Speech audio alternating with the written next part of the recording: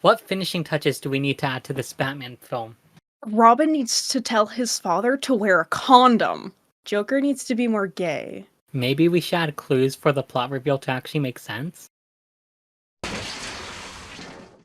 Okay, hello everyone. Welcome back to the Cartoon Soup podcast. Today we're talking about a movie called Batman Hush. This takes place in the Damian Wayne trilogy universe. And I just want to say, we're going to start saying this from now on because I keep forgetting to say it. But spoilers, obviously. We literally talk about spoilers in all of our podcast episodes. I'm just going to mention it at the beginning of every podcast episode just to be safe. So in this movie, someone has found out Batman's identity and is trying to kill everyone he loves. The dumb reveal is that the Riddler is behind it all and he dies at the end. What's that look for? I wonder how you feel about this movie. Gee, you wonder. The dumb reveal. Well, I don't know. It's not obvious. I don't know. Are you mad about it? Let's get into our thoughts. Okay. So I already knew I wouldn't like this movie when I realized that it's in the same universe as the Damian Wayne trilogy. And can we talk about Damian Wayne for a moment? First of all, I think they changed voice actors, which is fine. I don't really care. But there's this scene where Damian calls his dad to tell him to use protection. Excuse me? And like, are we forgetting that this is his son we're talking about? Okay, what's crazy? What's crazy about Damian's little cameo is that honestly the movie was like almost tolerable until we saw him. And the fact that like, okay, not only was he like, hey dad, use protection, he bitchily told his dad to cover up his drink while going on a date with Selena, like reminding us all about how Bruce was drugged and SA'd. Like why are we canonically still talking about that event like it's no big deal? And why is Damien saying it in a way that makes it sound like this whole situation was Bruce's fault? I just want to know, why is this kid victim blaming his own dad? And why does he sound like he's one bad Reddit post away from becoming modern day Jim Gordon from Gotham by Gaslight? That's my new way of referring to an incel. Jim Gordon from Gotham by Gaslight. I love that. I love that. Oh, to be a fly in the writer's room to hear someone pitch that Damian Wayne should tell his dad to wear a fucking condom. Okay, in every, I mean, what are we gonna call this? The Damien quadrilogy? The Damien verse. We're gonna call it the Damien verse. In the Damien verse, we've already brought this up in previous movies, but there is a consistency issue with Damien the character. Because I feel like in the last movie we saw, he wasn't as sassy, as bitchy, as rude as he is in like the 2 minutes he's in this movie. And I just don't understand how they cannot pin down this character in these movies. It's crazy how inconsistent he is at times. Yeah. Especially since there was this whole scene in the last Damian Wayne movie where like we're supposed to show his growth, but it felt like they weren't taking his growth as a character seriously, I guess is what I'm trying to say. Like they kind of made it a joke that he accidentally led someone to die. This character is really inconsistent in this universe, and I just don't understand what the writers are thinking. Maybe there are different writers, I don't know, but like it was very much messy. I did like do a quick look up because it was when I got to the Damien scene that I looked this up, because I was like, it's a continuation, but I do think that they were different writers, at least from the last movie. But that still doesn't explain his inconsistency for the last 3 movies. It doesn't. So yeah. But I do want to point out different writers, which is why I do think this movie is slightly better if you took out this scene. Different writers, but still the same weird SA shit. We genuinely cannot escape it. Why do you hire writers like these, DC? I don't know. Let's move on. You know what this movie made me realize? I'm not being a hater. Okay, I just want to make this clear. Although I do like the Batman and Catwoman relationship, I personally feel like I like Batman best when he does not have a love interest. Most of the time, it feels like a hard sell, especially when you consider that Batman has specific morals that make a relationship impossible in my eyes. Speaking of which, I think it made a lot of sense for the two to break up at the end of the movie. Like, I'm gonna be completely honest, I agree with Catwoman, but I also think that Batman has a clear code that Catwoman doesn't really, like, fit in this movie. Maybe that's just me, though. I'm really curious to hear your thoughts. and how? I feel like the fact that the thing about Bruce's romances that are interesting, and I mean, it's the same thing over and over again, but it's what makes it interesting, is the fact that they never really end up together at the end. So it's more like we know the fate of the relationship, but it's how we get there that I find fascinating. Regarding the ending, because I'm aware of the cycle, I was okay with it. Okay, so here's what I found fascinating about their story in this is Bruce was like, I can't be with you because you what was it? He said something about how like it was an impulse or something, like it was something she can't not do. But she proved that she could do that. And then in the end it was Batman who proved that he himself could not fix his impulse, which is to like always have to at least try to save somebody, which I thought was actually good. I hate that it was wasted in this movie's timeline. Yeah, I definitely feel like the breakup was a good scene, and I definitely liked the flaws in their relationship. Just personally for me, I feel like I'm a bit tired of constantly seeing Batman break up with his girlfriends, and maybe that's just me. I feel like they always end up the same way, and I feel like there needs to be something a bit changed more when it comes to Batman's relationships for me to feel like it's new, I guess. Okay, so this movie had the stupidest reveal ever. Basically, it's revealed that Hush is the Riddler after going into the Lazarus pit. Like, first of all, if they were going to go with this reveal, then they should have set up more clues that it was the Riddler, or at least mention the Riddler at least a few more times. Second of all, I just think Hush as a character is corny as hell. Like, why the hell does he have a question mark scar? I just think the Riddler is always the kind of character who will be corny, and taking a serious turn with him doesn't work in my eyes. So, in the original comic, Hush was actually Bruce's friend, the one that dies in the movie. But when they were creating the movie, they decided to make it the Riddler, so that way there would be an actual twist to the plot. Because it's obvious in the comic and in the movie that Hush is Bruce's friend that dies. Even though I don't like either reveal, I personally feel like I would have liked it better if we stayed with Hush being Bruce's friend. I feel like that reveal would have at least made more sense. Like, I get that both reveals are stupid, but in my head, it makes more sense because we genuinely get more clues who Hush is supposed to be in the comic at least. So I personally feel like they should have just stayed with Hush being Bruce's dead friend. That's my opinion, at least. One thing I will say about them going with the Riddler versus the friend is I liked how they characterized it in the way that, well, they set it up so that way the reason he did this is because the Riddler wanted to be seen as more than like a lower class villain. I liked that idea, and I liked how in the end Batman was like, "You will never be more than that." I really liked that. I do agree that if they were gonna go with this twist, there should have been more clues to it. I know that there was that one clue that was like, "Oh, well, one of my friend's patients used this thing, which was a anagram for this and whatever," but I feel like we should have had a couple more clues. And I feel like he should have at least showed up much earlier before as well. The only time we actually see the Riddler is like near the end as well. Yeah, we But it's definitely and don't see. it's not even the actual Riddler. It's Clayface. But like I Yeah, feel like he should have shown up at the beginning at least. yeah, we definitely don't see enough of the Riddler for a movie that's supposed to be about the Riddler in the end.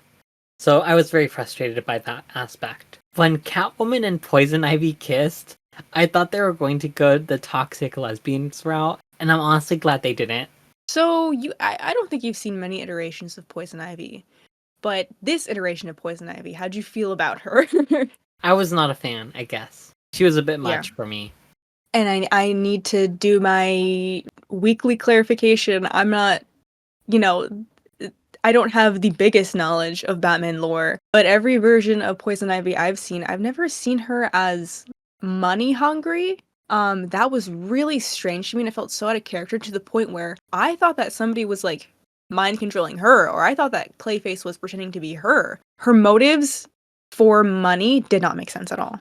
And also I don't know, she's just kind of like a bitch, you know? And not like in an anti-feminist way. I just mean like, why was she like that? I love I love how you had to clarify, not in an anti-feminist way, just like your kind of annoying way. Yeah. Okay, this movie's plot was such a mess. The plot was scattered all over the place, and there need to be less side villains added to this movie, in my opinion. For me, it was just a bit messy at the end. But you kind of had to have the side villains. I get that, but I definitely feel like I don't know. I feel like this movie needed to be at least a little bit longer if they were gonna have that many side villains. Can I be so honest?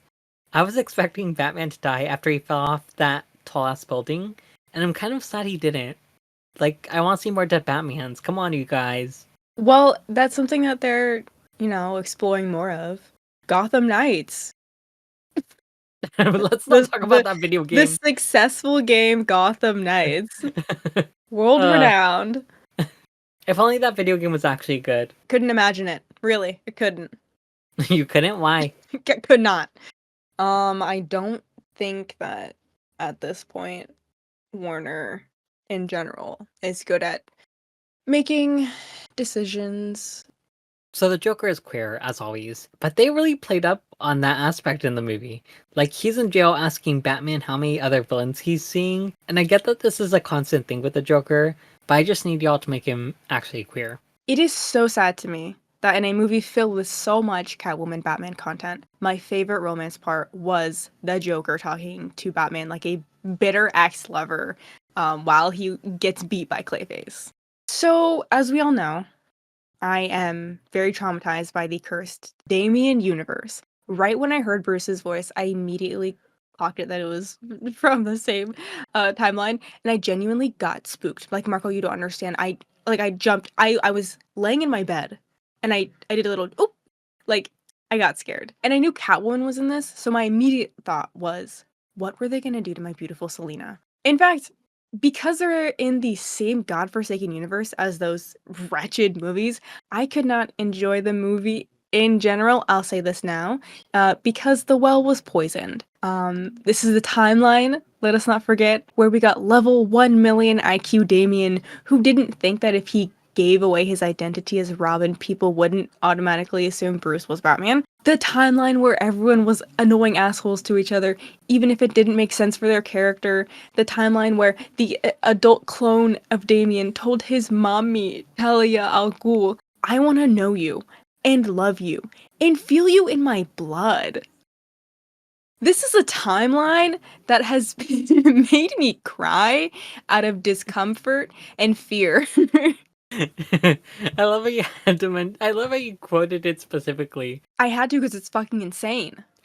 That is an uh, insane line it was for an the insane clone line. of your son to say. Okay, the character who's known as Hush, saying, Hush, Batman, hush.